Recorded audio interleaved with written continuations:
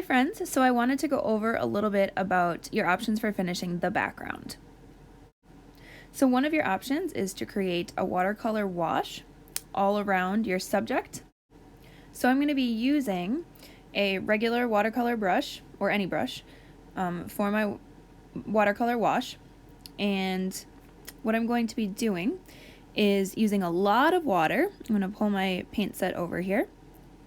And I'm actually going to be working in that side container, and a little bit of watercolor. So you just need a little watercolor mixed with a lot of water, and that's going to give you the wash. It usually makes a lighter color, and it's easier to spread across larger areas. So I'm going to go back and forth with my brush, filling in the background with my watercolor wash.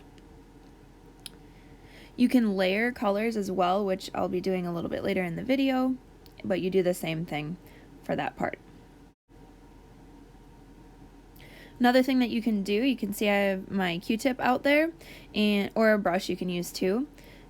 And you can actually do pointillist technique for the entire background. It's just that usually backgrounds are rather large and it could take a really long time. So it's not required that you do pointillism dots on the whole background. However, it is an option. If you really enjoy the technique, you're definitely welcome to do the entire background that way. I did a watercolor wash, and now I'm adding some pointillist dots on top that are actually acting more like snow, not necessarily acting as the pointillist technique where it's blending with other colors.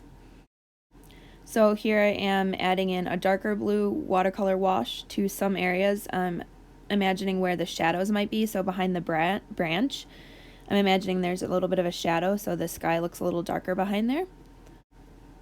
And then the last thing I want to do once my background is finished is I want to go back and check my subject over and make sure that all of the areas are filled in really well with layers of dots, colored dots.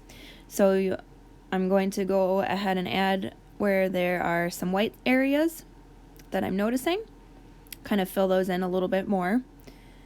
And the areas where I have many colored dots are going to blend together much better if there's many layers. So where the blue and yellow dots are right there, your eyes should be working with your brain already and noticing how it's making the green color. And I'm choosing to leave this part white because this part of the bird was white. Once my subject is nice and filled in with dots and my background is complete,